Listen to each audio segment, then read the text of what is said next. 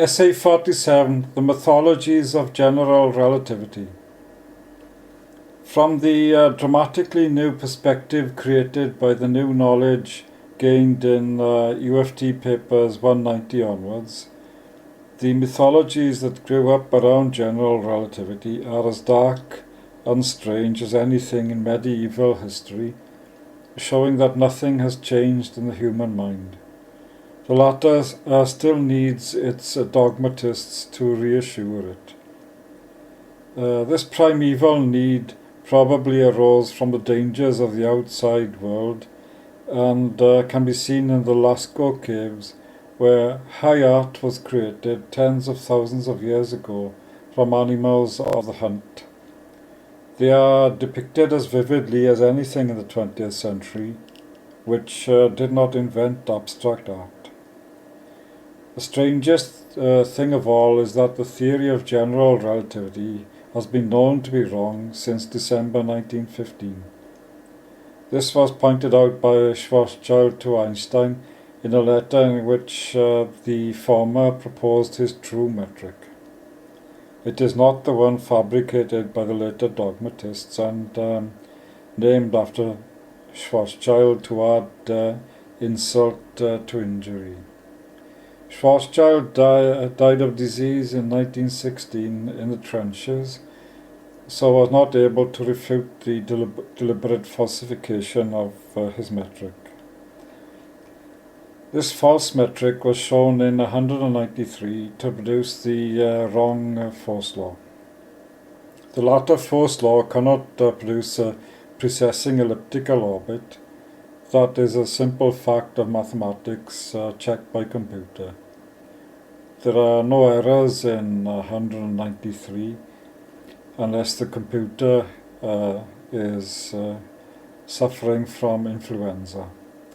So Schwarzschild was right to write to Einstein in December 1915 to point out that Einstein could not possibly have produced a precessing ellipse and could not possibly have produced any precession of any perihelion.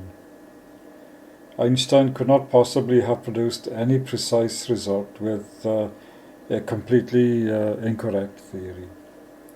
The computer has shown that the orbit produced by the false Schwarzschild metric is a wild mess.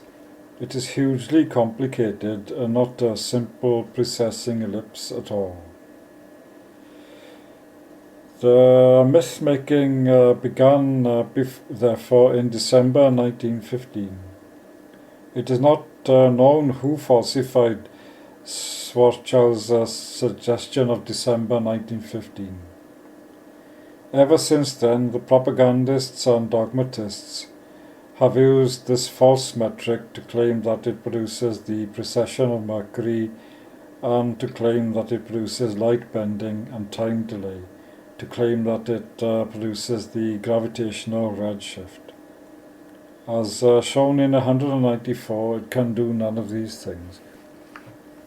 If one tries to depict any spherical spacetime with a function called m used in the infinitesimal line element, that function must be a constant of motion expressed in terms of the total energy E and the total angular momentum L, both E and L being constants of motion. The function m cannot vary with r, as in the false Schwarzschild metric. Even worse for this type of general relativity is that the true Schwarzschild metric cannot be correct because it too varies with r.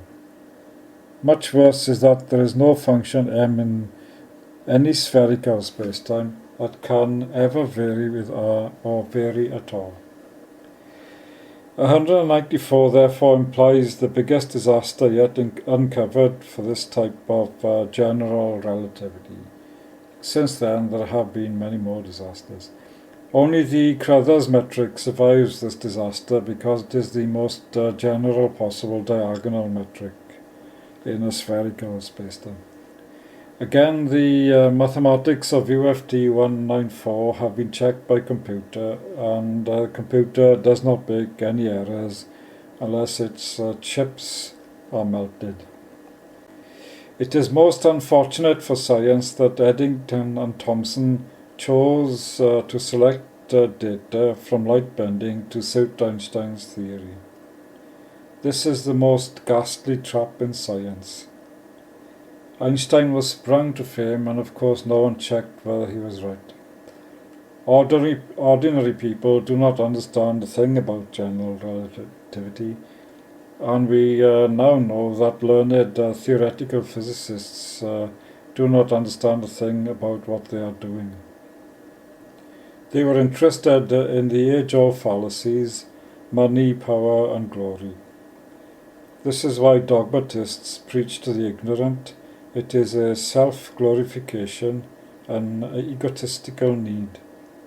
In medieval times the preaching was done in Latin and no one knew what was being said. Anyone who preached in the native language landed up as a candle, there being no other light in the darkness. Then the myth-making machine really got going. All those referees were unable to stop it. All those citations are worthless. The journal and citation machine became a worthless propaganda coup for people masquerading as scientists. These cited themselves and awarded themselves prizes and jobs and taxpayers' money. All those claims by NASA to verify something that the school people can show to be wrong, given a small laptop, means that standard physics is worthless. NASA has provided data with precision, albeit at huge cost, but those data are not explicable with general relativity. The data may be useful, but much too expensive. Any claim to the contrary can be dismissed with complete confidence because of the stark simplicity of 194. In fact, many other leading scientists have made pig's breakfast out of general relativity, but this is inconvenient for blared-out dogma. George Orwell warned about all this and called it the Ministry of Truth. To cap it all, the Einstein field equation is incorrect because of neglect of torsion. Again, this is simple to see, but only by the unbiased mind. It will be difficult to find an unbiased mind among the stake burnings, and it is so today, but in a different guise. Nonetheless, truth will slowly leak out, and the dam of dogma will slowly dry up and become an artificially created desert.